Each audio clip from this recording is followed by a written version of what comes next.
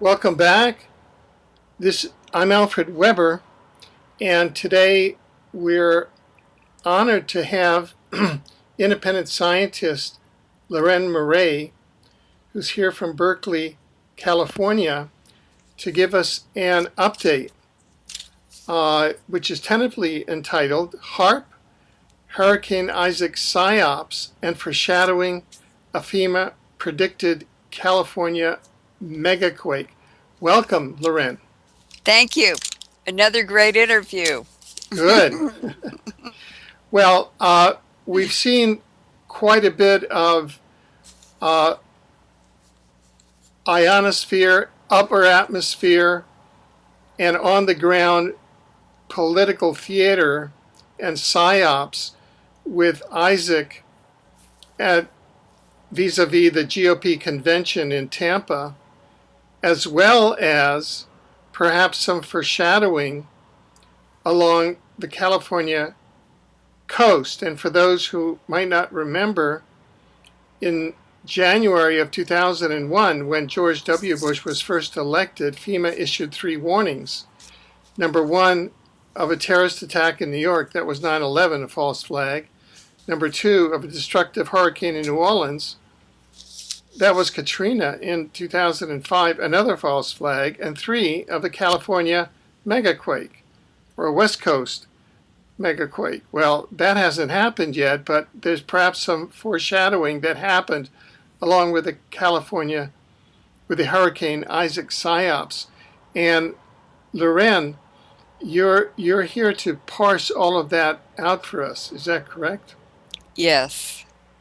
Okay, so you have some evidence to share with us, starting with Hurricane Isaac, that it was HAARP controlled, evidence from the satellite weather tracking.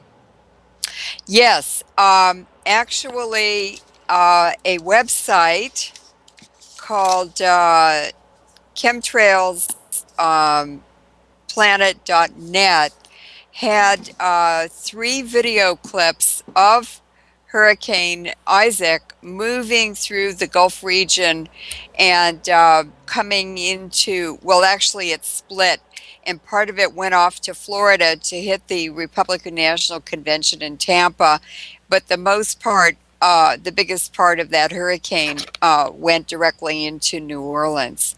So if you watch those satellite video clips, and that's U.S. government data, you can actually see very, very, very heavy chemtrailing on both sides of Hurricane Isaac as it moved into the Gulf region, coming from an easterly direction, and then these chem bombs started going off inside the hurricane, and they look like 2 big mushroom clouds, mushroom explosions, mushrooming up through the hurricane.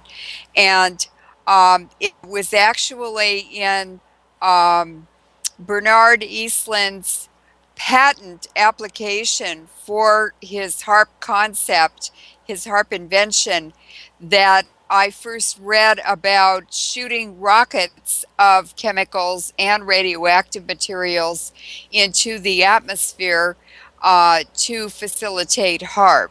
So certainly if they're spraying chemicals all over the skies and they're associated with weather modification, they could also shoot these rockets with the chemicals into the hurricane as well and change the direction or whatever the intended chemical effect is. And basically, it looked like in these 3 video clips, as Hurricane Isaac moved across the Gulf, that it changed these chemical bombs in the hurricane, changed the direction to the northwestern direction and also towards New Orleans, and then it split the hurricane, split off a piece of it to direct into Tampa, Florida. I've never seen or heard of that happening before, but it's right there on the U.S. government satellites, so it's hard to say that it didn't happen. It certainly did. So then one would say that there's probably an elaborate script. There's an elaborate scripting, much as you would script special effects for this sort of weather warfare, psychological weather warfare against the American mainland, the U.S. mainland, against the U.S. population, and against the political system. There would be Yes. an elaborate script that's well thought out.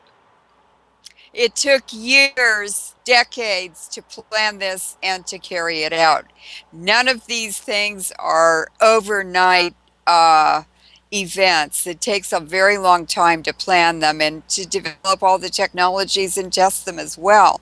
So there's three reasons why I believe that Hurricane Isaac was HAARP controlled, and the evidence is certainly there in the satellite weather tracking U.S. government. Number one is that it was exactly the anniversary, the 7th anniversary of Hurricane Katrina, on the very day.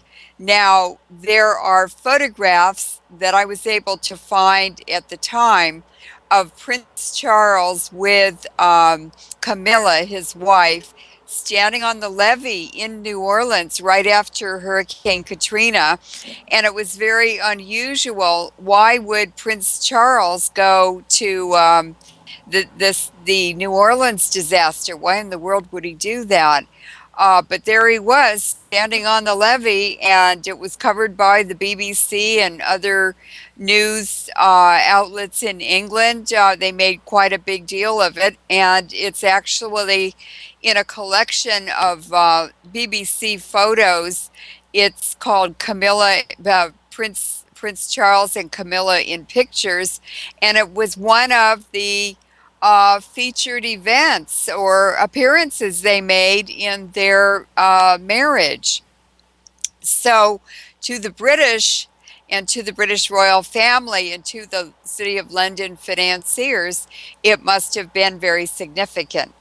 And when you look at the political agenda and the economic agenda behind manipulating Hurricane Isaac in the manner that they did, it's pretty obvious why the British are so interested in New Orleans. So, first of all, there's a political agenda. And we all know that the Republican National Convention was held in Tampa, Florida, and it happened to be right in the path of the split Hurricane Isaac. I've never heard of splitting a hurricane, but they sure did.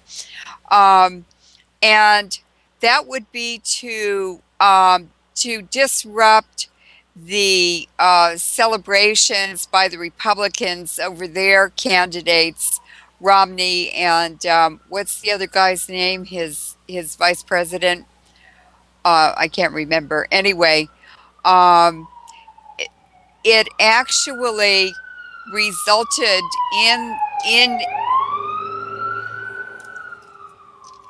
it resulted in a comparison in the minds of the American people, comparing Obama's response to Hurricane Isaac to George Bush's response to Hurricane Katrina, which was a total failure and a tremendous embarrassment to the Republicans. So it's unavoidable that Americans listening to Obama's public address and his warnings to people in the New Orleans area to take heed and obey efforts to relocate them or to remove them from harm's way, to evacuate them.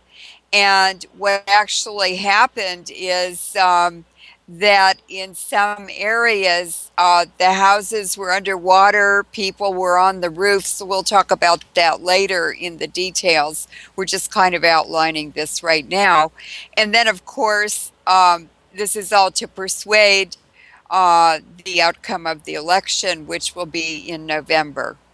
Now, I, I don't blame you for not remembering the name of Mitt Ryan, Romney's running mate, but Ryan, it's Paul Ryan, yes, and of course Kathy O'Brien claims that there's a long mind control history in the Romneys, and that Mitt Romney and his wife use mind control slaves, and that his father has a long history of implementing mind control techniques, and well, wanted to in fact implement those techniques in the Mormon Church.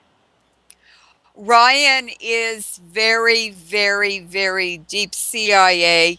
He's extremely well connected for a long time with the Mossad, and he's been involved in very, very extremely dirty activities, illegal criminal activities with the Mossad and other entities that I won't name right now, but he's a very shady character, believe me. And the worst thing is that he's a Mormon. You're that's Mitt Romney. You're talking Yes, about, yes. yes, Now, so that it seems here that HAARP, which as we know is controlled by an international war crimes racketeering organization through 17 yes, sites, not just one nation, that's seems right. to be playing for the Democrats, for Obama, which suggests that Obama's higher ranking in the New World Order pantheon of the Pope, the Queen, and the Obama. Well, you could see the tremendous welcome reception that Queen Elizabeth gave Obama and his wife on every visit to England. And that's very significant um, because I'm sure they're very racist, the royal family, and um, the Obamas are African Americans.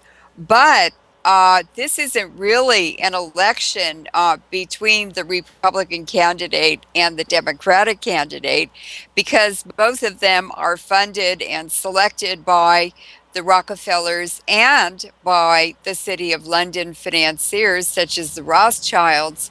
So they don't really care who wins. It's just the same as the Hegelian dialectic pretend enemies that they create for wars because every time they win on the wars because they fund both sides and drive them into enormous debts that they can't pay off for centuries. And in the elections, they fund both sides, and both sides are agents for the Rockefellers and the Rothschilds ultimately. So, uh, it's just a silly game to convince Americans that they're actually voting, that they actually make a difference, that they are actually making a choice that is their choice.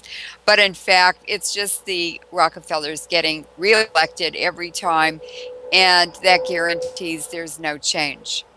And I think the reason Obama is going to be reelected is so that he can carry out the unification of North America, and that is what his main assignment is as president for 2 terms. And it involves the NAFTA highway. It involves big oil drilling in the Gulf region and the Arctic region. And if they have their way, this is BP and Shell oil. British Petroleum and Shell are both owned by Queen Elizabeth. Uh, Shell is partly owned, it's shared with the Queen of the Netherlands. So it's really the gangsters in tiaras, Queen Elizabeth and Queen Beatrice, who are the players in this whole global New World Order nightmare that we're unwillingly a part of. So you say there's a political agenda, and now you've begun to cover the economic agenda, and of course this record drought in North America, in the U.S. actually in the U.S. because Canada's kind of fine. Funny enough, it's Right. having a perfect harvest, but farmers are looking at famine in the Midwest to drive up food prices. Isn't that funny that just the U.S. is being targeted by Mother Nature? Of course, it's not Mother Nature, it's HAARP, correct? It's absolutely HAARP. So let's look at the economic agenda. Um, this is a global famine that's being engineered to depopulate the whole planet, which is their main agenda. And certainly the farmers in the Midwest have been severely impacted by this drought all summer long, and pretty much the corn and soybeans are a loss. If this hurricane Isaac makes it into the Midwest and brings rain, it will help the wheat, but the wheat has not been damaged as much as soybean and corn. And I mean, there's so many products that they use soybean and corn in that it's definitely going to raise. It's going to raise the food prices. Big oil is going to raise the gasoline prices, the energy prices, and um, it's just another way to bleed the Americans dry and to drive the middle class down into the lower class. And a two-class system is what they really want. Right. And, and, and so part of the economic agenda that you mentioned then includes uh, the Gulf and Arctic drilling, which Obama approved on what today. This is being recorded August 30th, Right, 2012. right. That's right. And HAARP, you indicated, will be used to melt the Arctic ice to open up the Northwest Passage. Well, they've actually done that now. There's starting to be articles coming out with ships sailing through the Arctic Sea, the Arctic Ocean, and they have used HAARP to melt the Arctic Ocean, the Arctic Sea, the Arctic ice. But that can also change very quickly with just a very small change in the temperature there. Um, but this is so that big oil also, this is Shell and BP can drill up there, and the requirement to have a share in the Arctic and the Antarctic mineral resources, and their tremendous resources, especially in the Antarctic, is that a country has to be geologically connected in structure to the Arctic or to the Antarctic. And Canada, I believe that Britain, Russia, they all have geologic connections to the Arctic, so they're going to share in basically the oil resources there. And Canada would also give them access. Um, I think that the main reason, well, I'm certain that England has held on so tenaciously to the Falkland Islands is because geologically it is connected to the Antarctic. And by holding on to the Falkland Islands, despite the fact that they really belong to Argentina, Britain will share in even greater mineral resources in the Antarctic. So this is all about getting richer and richer and richer. And since the Queen of England is a sovereign ruler, She owns all the people. She owns all of the mineral rights to the Commonwealth. That's over 25, 27 countries, I believe, and territories. And she owns all of the offshore mineral rights to the whole Commonwealth. And so my question is, she appears to be a penny pincher and thrifty and everything, but that woman is worth over $35 trillion just in the land that she owns. And a man that I know who worked in her platinum factory in England, she has a platinum factory too. He said that woman is so rich she could bulldoze England and the British Isles into the Atlantic Ocean and she would never miss the money. Now, returning to Hurricane Isaac here, which is, of course, what you're saying is directed by the British throne, by the City of London, those strategic interests with the Rockefellers as their kind of American subcontractors. And you're saying that Barack Obama, of course, he may have been pre-identified by DARPA time travel also, that Isaac seems to have been set up to deliver a knockout blow to Romney, to the GOP convention, and then with a biblical name, excuse me. Yeah, oh sure. Yeah. And then to come in and open up the agenda that you were talking about for Obama's second term, which is the regionalization and unification of North America, including the NAFTA superhighway from Mexico to Canada with U.S. interior ports. Could you talk a bit more about that? Well, that's very, very interesting. And we're not just talking about a hurricane, we're talking about huge world-changing agendas. And we as Americans and the Canadians and the Mexicans are right in the middle of this scheme without even knowing about it. But the NAFTA superhighway basically is going to be funded by American taxpayers.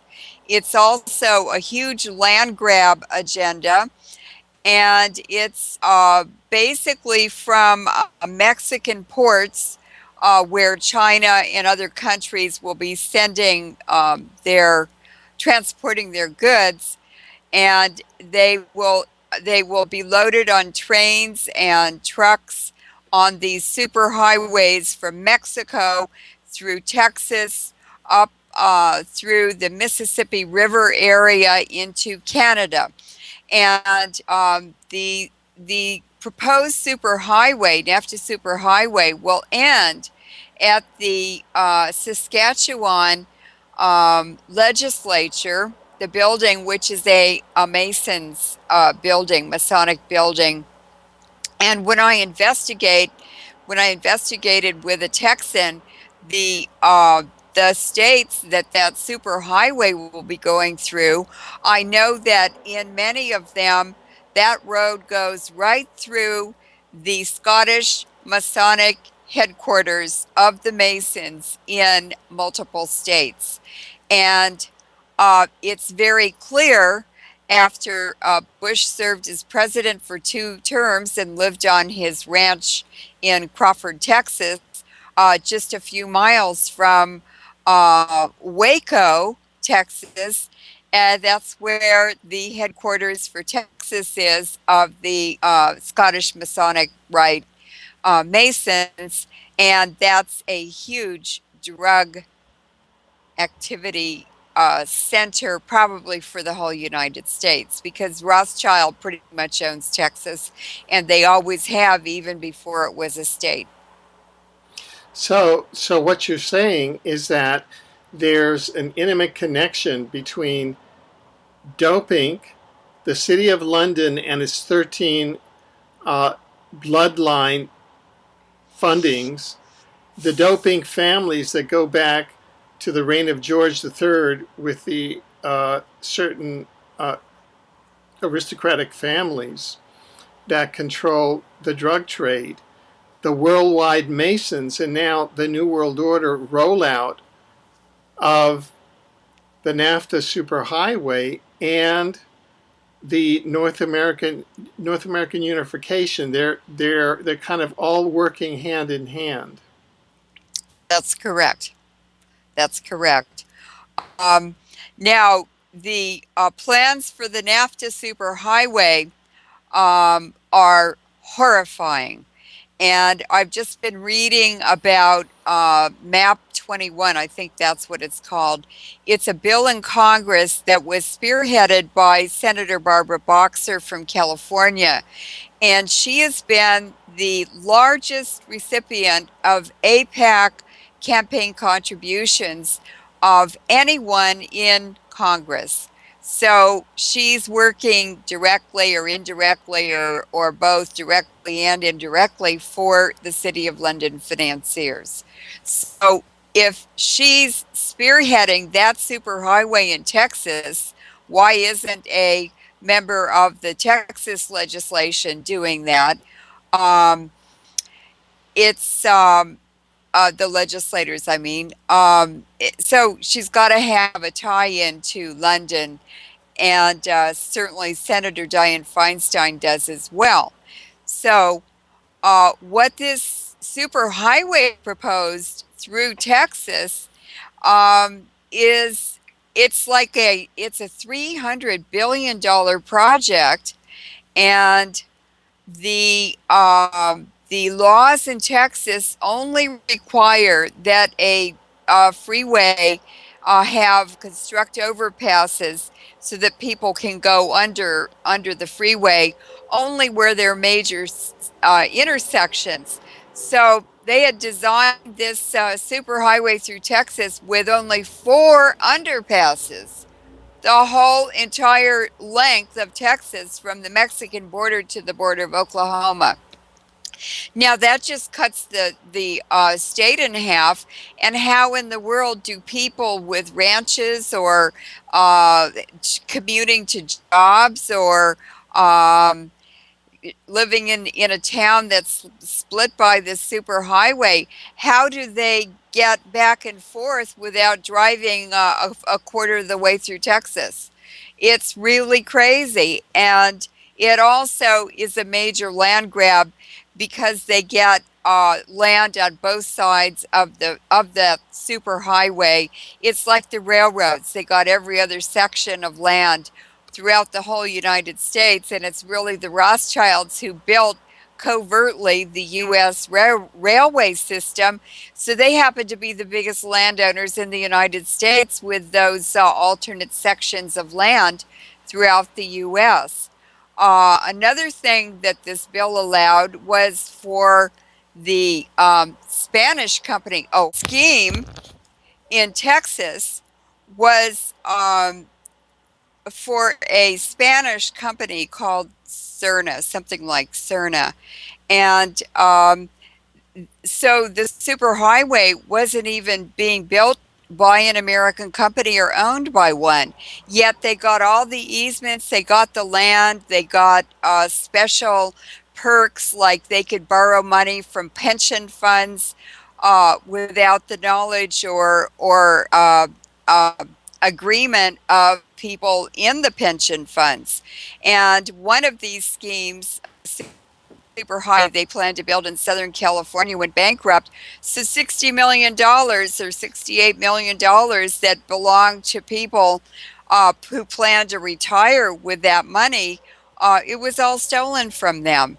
So it really does have, the NAFTA superhighway has the British stamp all over it, and I'm quite certain that Spanish company was just a cover story for the British involvement. Right, or it could have been Rothschild controlled because Rothschild's companies control Spain.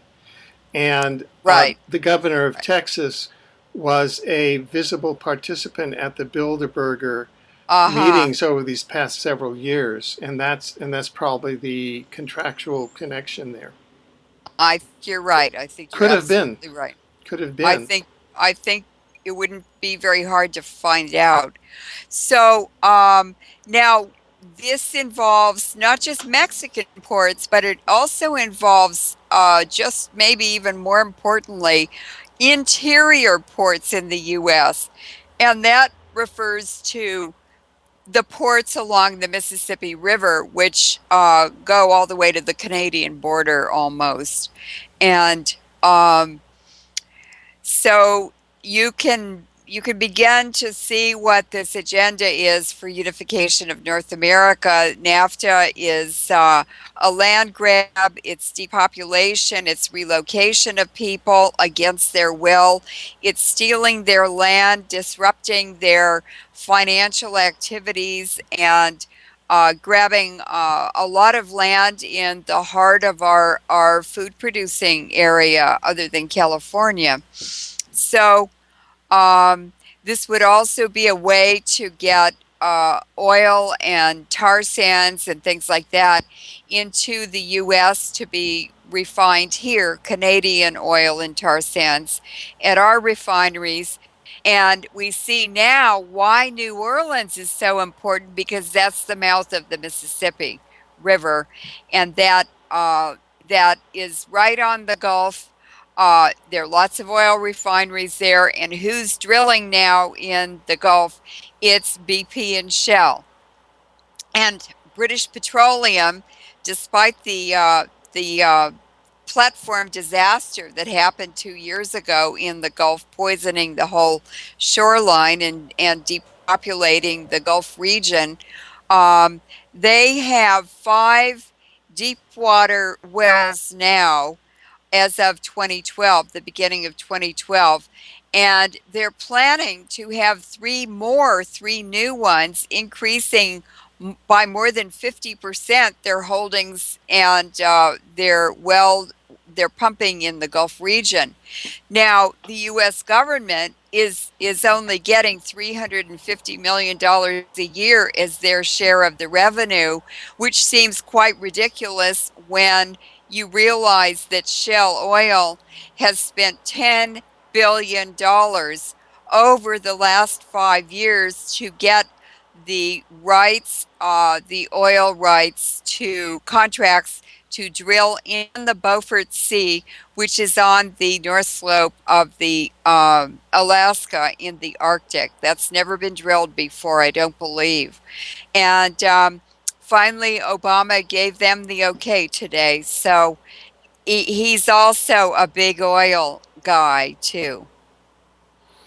Right, right. Now, let's come back to Hurricane Isaac and kind of look at that, how that was micromanaged and did its political damage of the GOP, but then came up for a second weather warfare false flag attack against New Orleans. Could you talk a bit about that?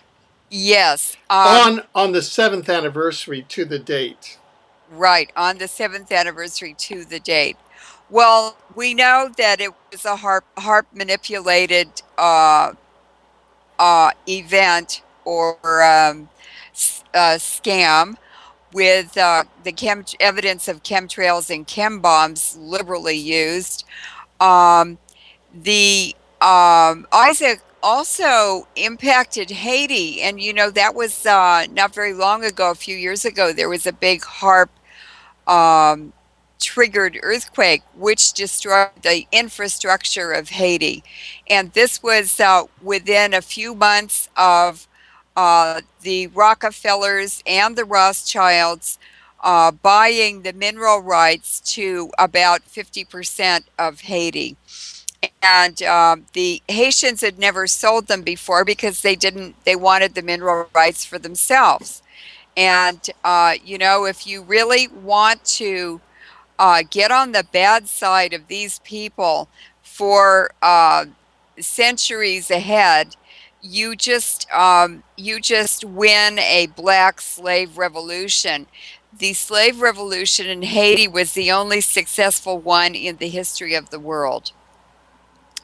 And and they have been attacked and undermined and burdened with horrific destruction of their culture, their country, everything. So the earthquake destroyed the whole infrastructure. I mean, people are living in tents now and outside. Uh, how can they resist superpowers going in and taking over the mineral rights and just looting the country? When a lot of them were sent to the Dominican Republic for medical care, and they came back with arms and legs cut off. That's what the Dominican Republic did. They disabled them even more. So 23 people, not very many people know this, were killed by Hurricane Isaac, and there was a tremendous amount of damage to Haiti as well. Um, Now, Isaac continued on across the Gulf, and when it hit south of New Orleans, it slowed down, it stalled. And what happens when a hurricane or a storm slows down or stalls is that it creates tremendous increased flooding. And the parish south of New Orleans that was impacted was a poor parish that was not part of the federal system, that got new levees as a result of the hurricane disaster in New Orleans. So it wasn't reported here, maybe once or twice. I think it was once on CNN, but that report disappeared very quickly. I did find it in the Telegraph and BBC in England. They covered it, and they reported people were on roofs. They could not be rescued due to the 80-mile-per-hour winds, and the rain was 20 inches. 20 inches of rain in just a day or so caused severe flooding. And now it's headed for Louisiana, Mississippi, and Alabama, and they expect a lot of damage, much more damage there than happened in New Orleans, with the exception of this parish. So, happy anniversary, New Orleans. Right, right.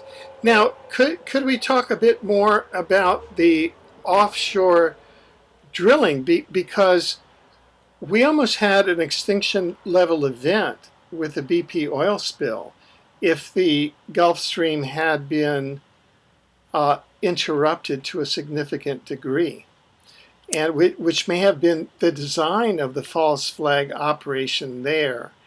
And yet you're saying that offshore oil drilling, which was once prohibited in the U.S., is now being relaxed in the Gulf of Mexico and in the Arctic and in Alaska. That's correct.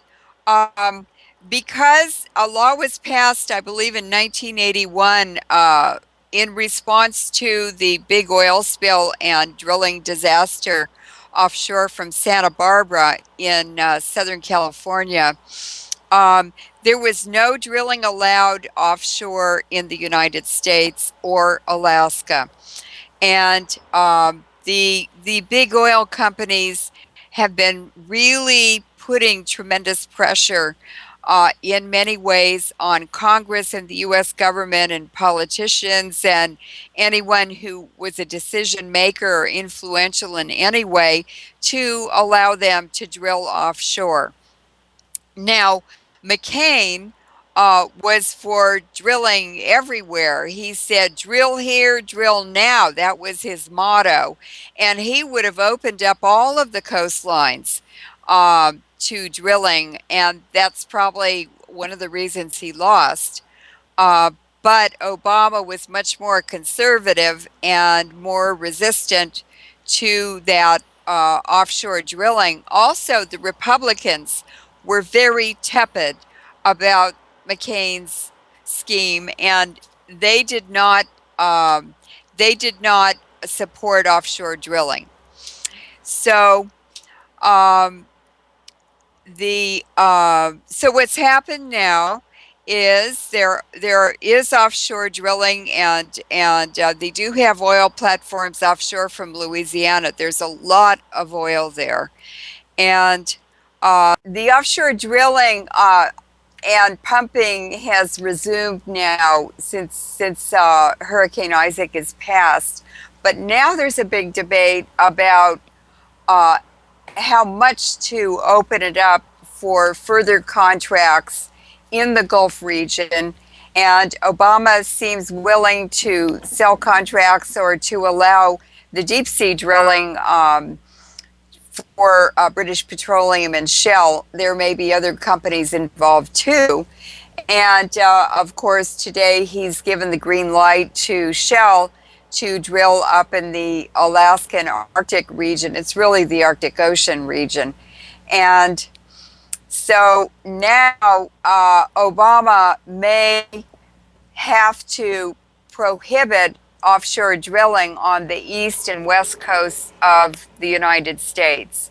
But it's doubtful that Romney would do that. I think he would allow offshore drilling. It starts creeping into a couple of states. It would be like Georgia and maybe South Carolina, but then it begins to creep up the whole shoreline, and then it ends up on the West Coast too. They do things in increments, and that's how they're going to do the NAFTA superhighway as well, because there's so much opposition from environmentalists, environmental organizations, and just the American people are opposed to it, especially after the Gulf disaster by BP that's only 2 years ago.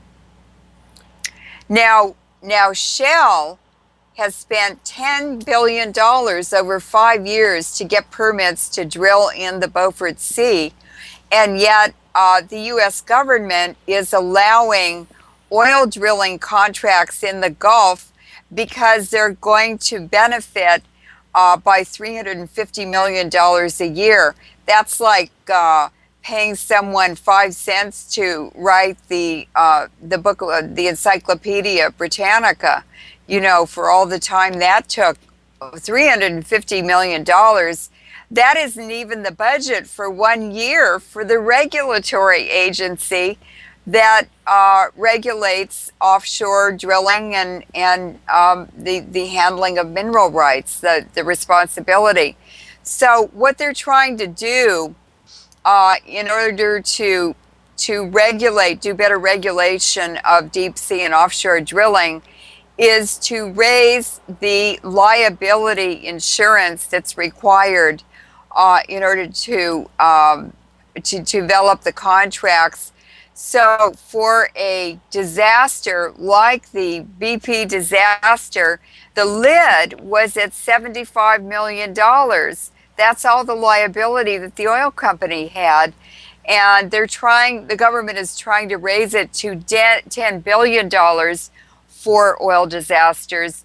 But there's a lot of resistance from the oil companies. And what they'll do is just raise oil prices and extract it from the American people. I just think it's these are public lands. You should see how much land the U.S. government owns in the United States. It's a huge amount, and so they're just doling out the mineral rights for pennies on the billions of dollars that these mining companies extract from our land. And it's not even our land, it belongs to Native Americans. Native Americans are being exterminated now so that the Rothschilds and the Rockefellers can loot their reservations and their mineral rights. 70% of the energy resources in the U.S. are on Native American tribal lands. And the U.S. government took away their good lands, their tribal lands, and gave them the worst land in the United States. And the irony is that that's where 70% of the mineral resources for energy are. Right. Now, to shift finally over to the West Coast and some unusual shadowing, could you talk about just the backdrop of the FEMA prediction, the famous FEMA prediction? On the day before 9/11, on September 10th, 2001, it was 2001, right? Yeah. Yeah, yeah. FEMA was doing drills in New York City, and FEMA predicted on September 10th, 2001, that there would be 3 disasters in the United States. One, terrorist disasters. One was a terrorist event in New York City. It happened the next day. 2 was a hurricane disaster in New Orleans. That happened in 2004-5. And the 3rd disaster they predicted was an earthquake disaster on the West Coast. That hasn't happened yet, but along with Hurricane Isaac is a very unusual swarm of small earthquakes that has been reported in Southern California this past week.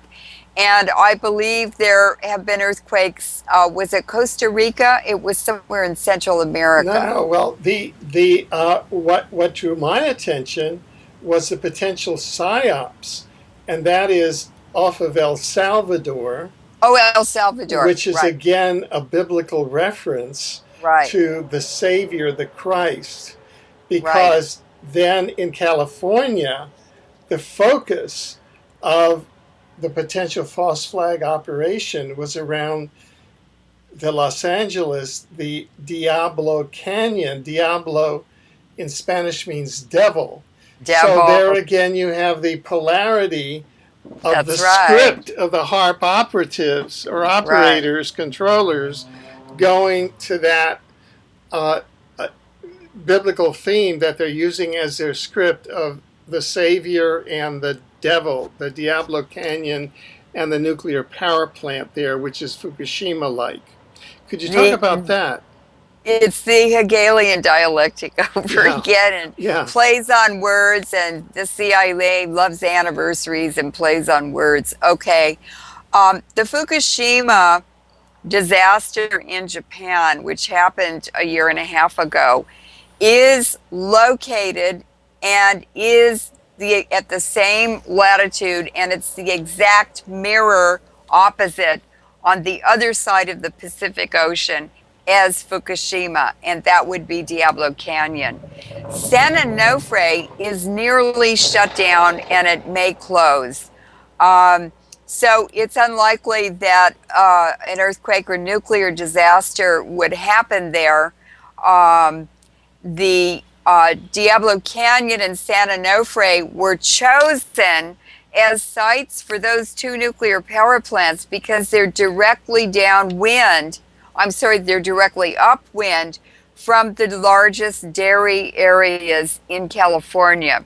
So the Fresno, Central Valley dairy area that's downwind from Diablo Canyon is providing milk to most of Southern California, milk and cheese and dairy products. And of course, that's all contaminated with Diablo Canyon nuclear emissions. And I've collected something like 250 baby teeth from children in California with a small group of scientists called the Radiation and Public Health Project. And that would be Dr. Ernest Sternglass, who helped convince the Senate for President Kennedy to ratify the Partial Test Ban Treaty, and that ended bomb testing. Well, it took about 10 or 20 more years, and he and Dr. Jay Gould realized that fresh fission products were in children's baby teeth, and they had to be coming from nuclear power plants in the United States. So there is another genocidal program that the U.S. government has carried out, and it has especially targeted African American communities, such as the Harlem in New York City, the ghettos or the inner city communities, black communities in Washington, D.C., Baltimore, Pittsburgh. These are East Coast cities, which we discovered had very high levels of ionizing radiation, strontium-90, in their milk, in the mom and pop stores, after the Chernobyl levels had declined to almost nothing in most other cities in the United States. So we began investigating, and we realized that we discovered it was U.S. national policy to deliberately ship the most radioactive milk and dairy products into the mom and pop stores in poor black communities. And that's why African blacks have the lowest diabetes in the world. They're very healthy, and their children are very healthy until they come to the United States. And as soon as they arrive in the United States, the health of their children begins to decline. And also, African Americans in the United States have the highest rates of diabetes, probably in the world. And that is because the U.S. government is deliberately poisoning them with radiation. So the Diablo Canyon and San Onofre dairy areas are feeding or providing the dairy products to Southern California. And of course, there's a big Mexican Hispanic community in Southern California as well, and there are a lot of poor people. So I would not think that San Onofre would be the target of a HAARP nuclear disaster. I call it Kabuki Nuclear Theater, HAARP theater. But also, it's the main reason is because the U.S. Navy has a huge base. I think it's the biggest one on the West Coast, with the exception maybe of Seattle. And they don't want to nuke themselves, since the Navy is in charge of HAARP. And in charge of space. It's not the Air Force. So I would think that Diablo Canyon would be the likely target of this HAARP event. And of course, again, it would be a play on the Fukushima disaster. And as of last Christmas, 2011, over 100,000 Americans had died from the Fukushima radiation. And what did Obama do when that disaster happened on March the 10th of 2011? Well, he took his family to the Southern Hemisphere and stayed there for a couple of weeks. So I don't think we can count on any politicians, presidents, or government agencies to protect us anymore. It's very obvious that the whole U.S. community is being targeted with poisoned food, poisoned vaccines, EMF poisoning, and of course, all this radiation that's coming from Japan. Right. Now, let me ask you this question, and it's really sort of a scientific vetting question, because a lot of rumors and memes that are floating around the internet and elsewhere, there is a large body of opinion that says, oh, look at Hurricane Isaac, and look at these swarms of earthquakes in Southern California, and look at the El Salvador quake and the other quakes, and this is the part of the end times, and it's part of a dwarf star, Planet X, that is approaching our solar system, or some other cause, and they are feeding into this scenario that the Earth is having a natural sort of earthquake cataclysm. Now, in your professional opinion, then, is the Los Angeles earthquake swarm and the El Salvador quake and the Hurricane Isaac, are those all environmental warfare via HAARP and chemtrails? Well, there's a very easy way to answer that question. Oops. And I found a paper, actually a Japanese friend sent it to me, and it's published in a British disaster journal. It's a new journal that started less than a year before the Fukushima disaster. And this journal is about natural disasters, but actually they're HAARP-triggered natural disasters. So they've been assisted by these big antennas that are all over the world to benefit the bankers.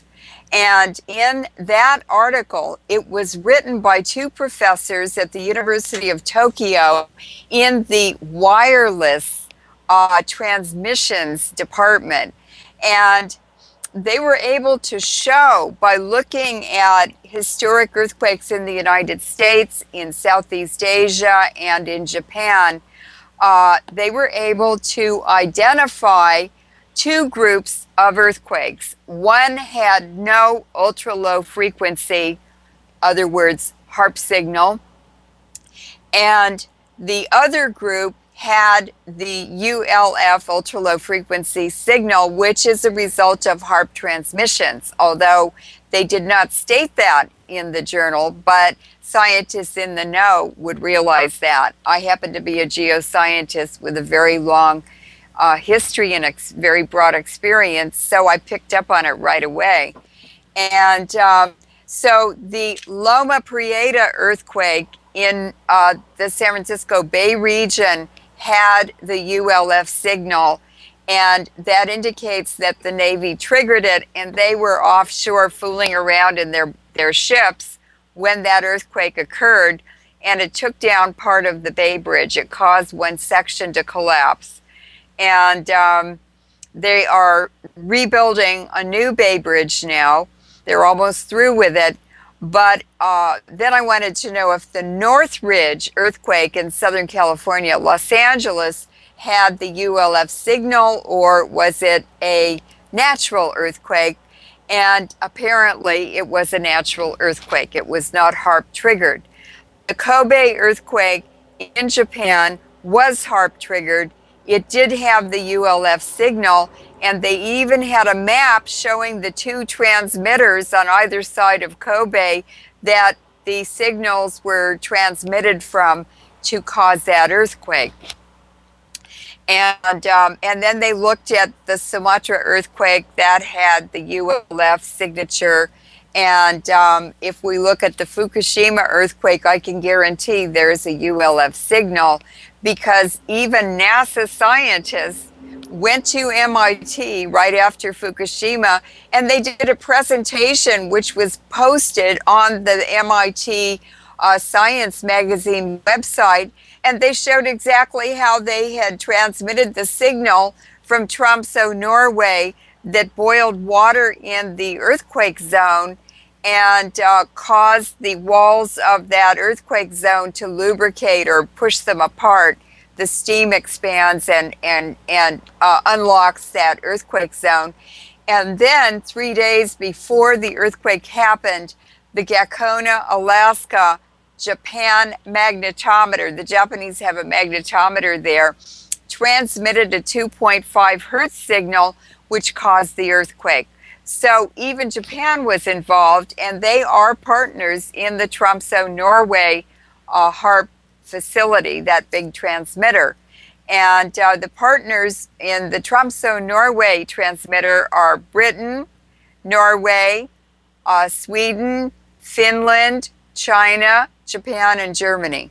So you see, these are multinational interests now causing disasters that benefit them in any country, any fault zone, any nuclear power plant, anywhere they want to. They can trigger a volcano or whatever they want to do. Now, it's incredible. It's absolutely incredible. And then the mind control aspect is even worse. And that's probably the main purpose of HAARP. At least Nick Begich told me that he thought it was to kill the spirituality of the human race. And I looked at the HAARP facilities in the Antarctic, and Japan has 3. The most recent one that was turned on in June of 2011, just a few months after the Fukushima disaster, went operational in June, and it's called Pansy, Pansy, for that lovely little flower that we love to put in gardens. And that's taken from the French word penser, for thought or thinking.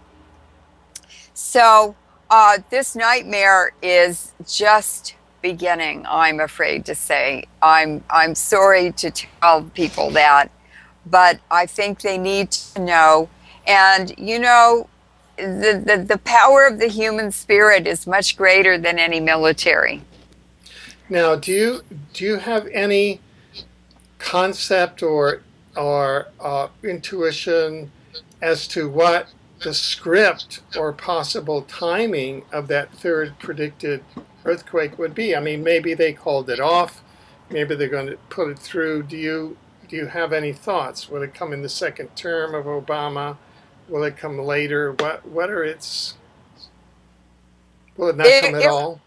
It would facilitate the breakdown of the U.S. of California. It would facilitate bankrupt people. It would facilitate land grabs and grabbing farmland. I mean, California has fabulous farmland. We produce most of the fresh produce for the United States, 95% of the tomato products. And Congress has cut off water to the Central Valley farmers. And when you drive from Los Angeles to San Francisco or Sacramento up through that valley, which is, my God, one of the richest food producing regions in the world, you drive by miles and miles and miles of orchards that have died because they have no water. You drive by acres, thousands of acres of farmland that have no crops on them because they have no water. And why are we having more and more food imported into the United States now? If you go to Trader Joe's, so many of the food products are imported from other countries, including fresh produce. So I know that 30 or 40 years ago, the Rockefellers had bought up a lot of farmland in Mexico, and they produce a lot of food there that ends up in the United States. But we're getting food from Chile in South America. Why are we getting raspberries from Chile when we can grow them here or in Oregon or Washington State? It is it's part of the international financiers taking over the food supply. Now, finally, could you give us an update on Fukushima? We just heard from you that in 2011 there were 100,000 excess deaths in the United States alone from Fukushima radiation. What are some of the other updates from the Fukushima false flag event? Well, there is a very, very clever and a very, very courageous professor. His name is Professor Mori at Tokyo University. And he's been collecting plant material and insects and animals in Fukushima Prefecture and reporting on the radiation levels in them and also the mutation rates. And he took a small bird. Apparently, you don't even hear any birds anymore. It's a silent spring in Japan now, in the Fukushima region. He took a bush warbler, which he found dead on the ground, and he laid it on photographic paper, and he made an autoradiograph of it. In other words, he left that bird on the paper for about a month to have the radiation disintegrations recorded on that photographic. It's like a negative. and you could see the wings had a lot of radioactivity that would be from dust in the air, flying through the air, and the dust particles sticking to the feathers. And also in the stomach area, you could see the outline of the stomach. So that would have been the worms or insects that it was eating that were very radioactive. Now, he also took cedar leaves from cedar trees and he laid them on that paper. And after about a month, you could see they were highly radioactive. He also examined the female and the male reproductive organs of the cedar tree, and usually all of the female parts are on one branch, and the male reproductive tissues are on a separate branch. They don't mix on the same branch. But what he was finding was male appendages with female appendages growing out of the top and the bottom of them. So this is something that's been reported in humans and in fish already. And that's due to the nuclear weapons and radiological weapons, depleted uranium and battlefield nukes that the U.S. has been using in Iraq, Afghanistan, Yugoslavia, and we gave them to Israel to use in Lebanon. And we now have intersex in humans where the sperm-producing tissues and the ova, or the female eggs, are mixed in the same organism, in the same human. So they are people who are hermaphrodites. They have both male and female sexual appendages and internal organs. And in the fish, it's the same thing. And that the United States Geological Survey published a report in 2009, September of 2009. They had examined fish, male fish, in river populations all over the United States. And in some populations, 95% of the male fish demonstrated intersex in their tissues. And there was only one river in the whole United States where the male fish were normal, and that was the Yukon River in Alaska. So this is also happening to humans in the U.S., and it's happening across the planet wherever the monsoon rain pattern rains out the radiological and nuclear fission products into the environment, from originating in Iraq and Afghanistan, Lebanon, Sudan, Somalia. I mean, they're even using them in the Philippines. So it's changing the sex ratio. We have an expanding female population in all species and a shrinking male population in all species. Now, the Fukushima disaster is having a much more rapid impact and a much more severe impact because Dr. Chris Busby in England was able to determine or calculate that the radiation by April that was reported in the Japanese atmosphere was the equivalent of 300 Chernobyls that the British Radiation Monitoring Laboratory reported in England after Chernobyl happened. So what's happening in Japan also, the most recent report by Dr. Mori in June of 2012, he took worms living in soil in Fukushima Prefecture, and he was able to measure radiation levels in the castings, worm castings, or the excreta of the worms. And the concentration of radiation was 1,390,000 becquerels. That's disintegrations per second per kilo of worm castings. So he said basically every living thing in Fukushima Prefecture is contaminated with Fukushima radiation. And the same thing is happening over here. Russia Today interviewed me about radioactive tuna that were caught offshore from San Diego. And also there was a butterfly study. This is really, really horrifying because it's just going to happen more slowly here. The butterflies in the first generation after the Fukushima disaster, he reported, or the study reported about a 24% mutation rate.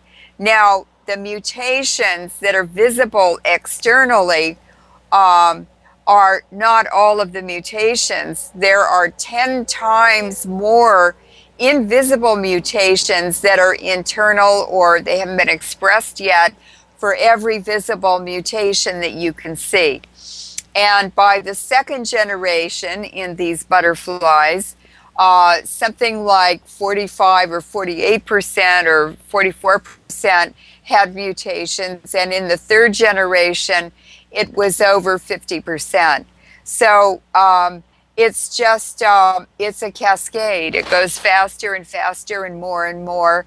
And once you damage, you mutate the DNA, if it's in the sperm or the ova, the organism that is produced from a mutated ova or sperm, it's expressed in every cell of that organism, and it's expressed unpredictably in all future generations of that organism. It never corrects itself. So this is very, very serious for North America because we're directly downwind from basically a permanent point source of devastating levels of radiation every day. And in the Gulf of Mexico, fishermen last summer, they were catching pregnant female sharks, and when they opened them up, the unborn shark pups, or the embryos, they were bigger than embryos, they were fetuses really. They had one head and two bodies on the same shark, baby shark, or two heads and one body. This is called conjoined twinning, and there's an epidemic of it in the rain pattern, the areas where the monsoon rainout occurs globally. Well, that's quite an update. We want to thank you for being with us. We've run out of time on this segment, but we want to invite you back soon so that you can begin to talk about what remedies we have, or at least what adaptive modalities we as individuals or families may have to survive this environmental onslaught. Thank you so much, Alfred. You've really given me such a voice and helped me so much in becoming a better researcher and presenter. And I mean, I wouldn't even probably be doing interviews. I wouldn't be able to give this information to the public without the support and assistance that you've given me so generously. So I think all of the audience, and especially myself, want to thank you for this tremendous effort to warn humanity about what is happening around us. It's an invisible war. Thank you so much. Thank you, Leuren.